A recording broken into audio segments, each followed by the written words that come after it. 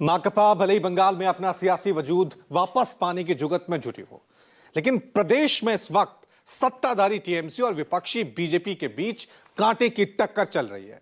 हालांकि पश्चिम बंगाल एक ऐसा राज्य है जहां बीजेपी तमाम कोशिशों के बावजूद अब तक उम्मीदों के मुताबिक सफलता हासिल नहीं कर सकी है।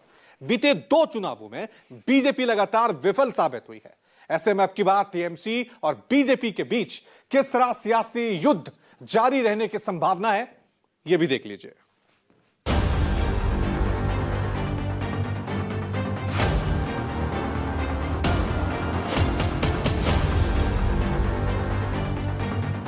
पश्चिम बंगाल के सत्ता पर पिछले 14 सालों से तृणमूल कांग्रेस चीफ ममता बनर्जी काबिज है।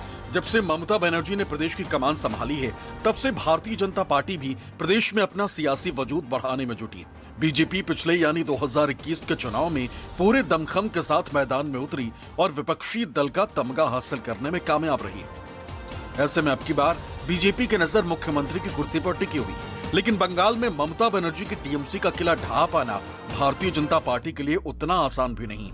हालांकि पिछले कई सालों से बीजेपी इस कोशिश में लगी भी है।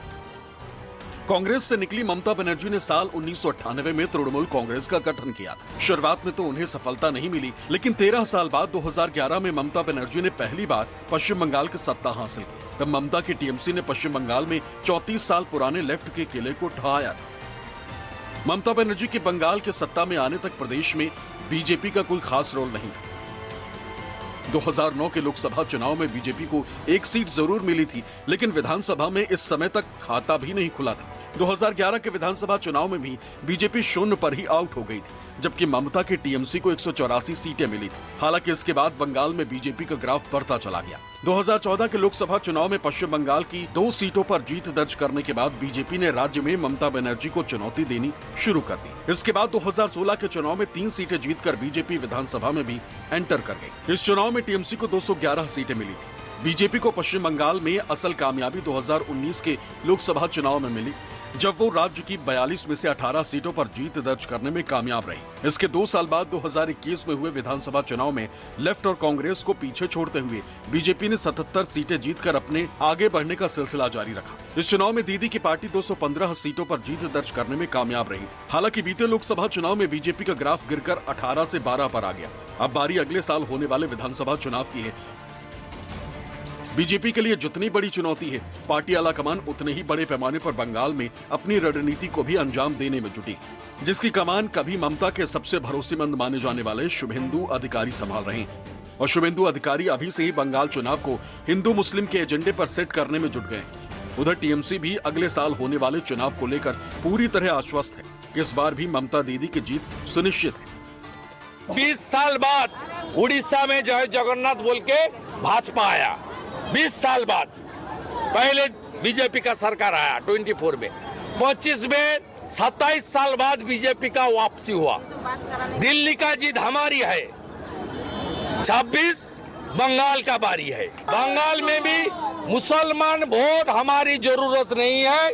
हिंदू एकता होगा, हिंदू एकता होगा। जिस तरीके से हरियाणा, महाराष्ट्र, दिल्ली में हिंदू घर से निकल के वोट डाला, बाहर से आकर वोट डाला, अपने जात, अपने संप्रदाय सब छोड़ के पूरा सनातनी ने बांटेगा तो काटेगा, एक रहेगा तो सेफ रहेगा, ये नारा के ऊपर वोट दिया है। बंगाल में भी 70% हिंदू है, उसका 70% 49% वोट बीजेपी को मिलेगा और 200 सीट लेकर यहाँ मोदी जी का सरकार, डबल इंजन का सरकार बनने वाला है। हम लोग तो अकेले ही लड़े हैं।